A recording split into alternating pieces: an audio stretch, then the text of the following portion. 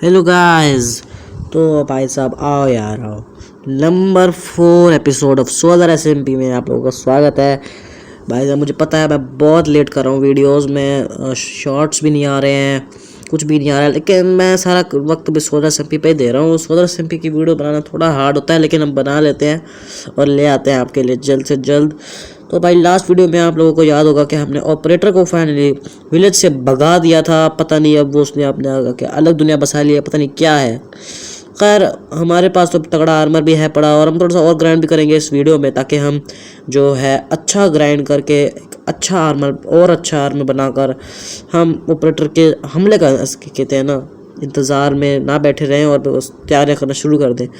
अगर उसने किसी भी वक्त हम पर हमला किया तो शायद से बहुत खतरनाक चीज़ें ला सकता है।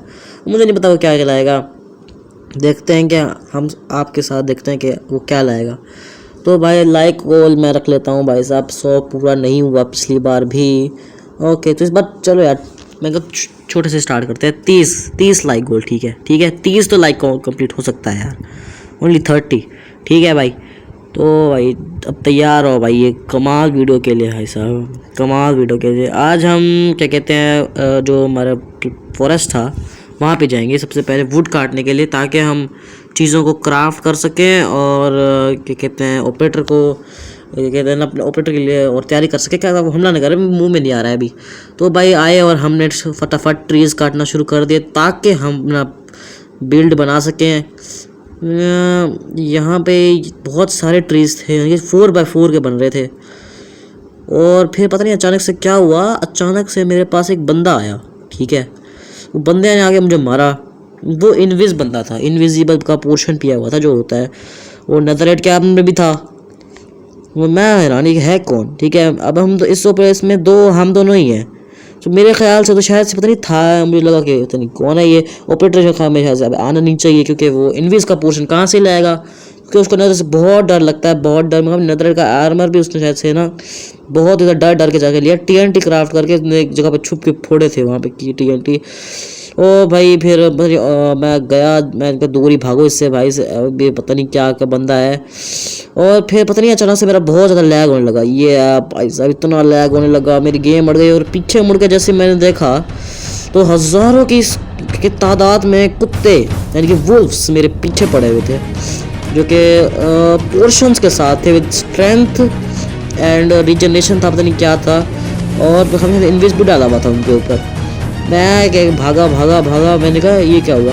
फिर उसके बाद मैंने एक जगह पे ऊपर चढ़ के चेक किया, तो फिर भाई साहब एक बंदा तो नज़र आया मुझे, और इतनी ज़्यादा वुल्फ्स की आर्मी के साथ वो नज़र आया, पोर्शंस, मैं हैरान हो गया। और उसके बाद उसका मैसेज आया, इट्स माई रिवेंज, यानी कि स्टीव ही था ये, यानी कि ऑपरेटर, तो मेरा नाम स्टीव ही रखा है। मेरे पास अभी इतने तगड़ा आर्मर नहीं था ना कि मेरे पास पोर्शन थे, लेकिन मैं उन लोग से लड़ाई कर सकता था सिर्फ शील्ड से।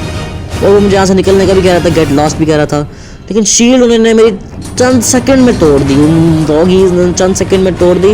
और ये फाइट बहुत लंबी गई थी, मैं आपको ये पूरी दिखा नहीं सकता, क्योंकि ये जो डॉग्स हैं इनके बहुत लैग हो रहा था और मैं लड़ने में बहुत मुश्किल हो रहा था, मैं यहाँ पे मर सकता था। तो मैंने जितना चाहा उतना रिकॉर्ड किया और बच बुचा के ही मैं इनसे लड़ता रहा। और अगर मैं आपको इसमें रिकॉर्डिंग ऑन करके इनसे लड़ता तो फिर शायद से मैं मर ही जाता। उसके बाद गाइस मैंने ऊपर एक जगह पे चढ़ के चेक किया कि भाई साहब ये है क्या, कैसे लड़ूं, कितने हैं, क्या करूं।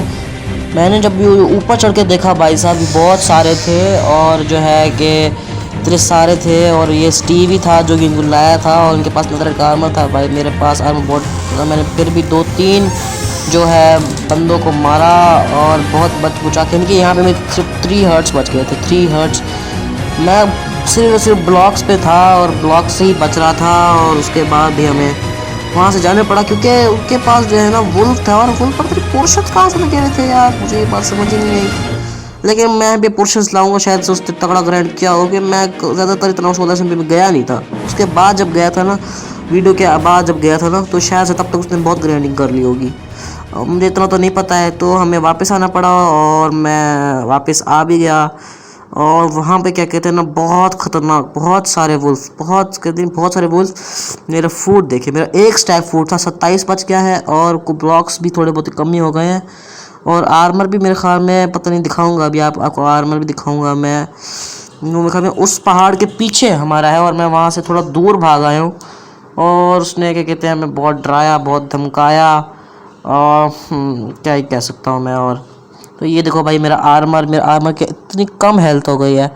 खैर अब तो वहाँ जाने से रहे, अब हमारे लिए बहुत मुश्किल हो गया वहाँ जाना। और खैर वहाँ पे एक विलेज है, वहाँ पे चलते हैं और वहाँ पे अपनी ज़िंदगी बसर करते हैं। देखते हैं भाई, देखते हैं कैसा है विलेज को तगड़ा वगड़ा करते हैं।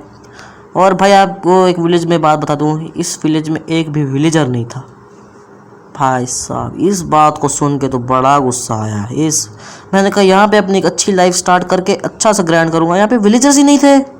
मेरे तो आप लोगों को याद होगा तो कितना अच्छे विलेजर्स थे उस वहाँ पर, लेकिन भाई यहाँ पे विलेजर्स ही नहीं थे यार, बहुत बुरी बात थी। तो खैर भाई अब आपको मैं दिखाता हूँ अपना एक तगड़ा बेस, क्योंकि मैंने उस पर ग्राइंडिंग करके आप लोगों को बहुत ताकत मतलब बहुत सारा मेहनत की कर दी अपनी क्या कहते हैं जो किया। और मैंने बहुत सारी चोरियाँ की हैं, यानी कि जो जहाँ पे वो हुआ था ना, जो वहाँ पे हमारा मेन बेस है पर वहाँ पे बहुत सारी चोरियाँ की है मैंने, ताकि मैं अपना थोड़ा और सामान करूँ, क्योंकि इधर तो मेरे पास इतना सारा सामान है ही नहीं, वहाँ पे था सारा का सारा।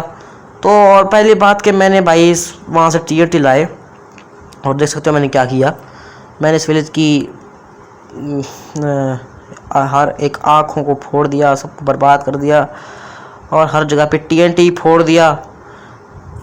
उसके बाद भाई मैं आपको दिखा देता हूँ कि वहाँ भी जगह बहुत बुरी हो गई थी, रहने लायक भी नहीं रह गई थी, क्योंकि यार विलेजर्स ही नहीं थे तो विलेज का क्या काम है।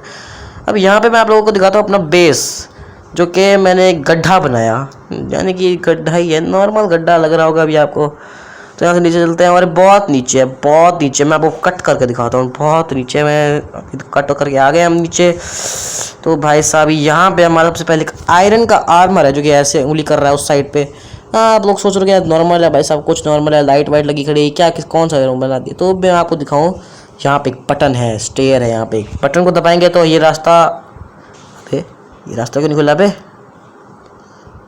रास्ता क्यों नहीं खुला, शायद से टेक्निकल फॉल्ट हो जाएगा फिर से। हाँ अब खुला, हाँ ये खुला रास्ता है ना। हाँ ये देखो यहाँ पे खुफिया रास्ता खुलता है और यहाँ से हम नीचे जाकर अपने सीक्रेट बेस में पहुँच जाते हैं, यानी कि सीक्रेट बेस का भी सीक्रेट बेस। यहाँ पे मेरा बेड स्पॉन होगा, ताकि अगर मैं मरूँ तो वो मुझे स्पॉन ट्रैप करके एक जगह पे ट्रैप ना कर ले हमेशा के लिए।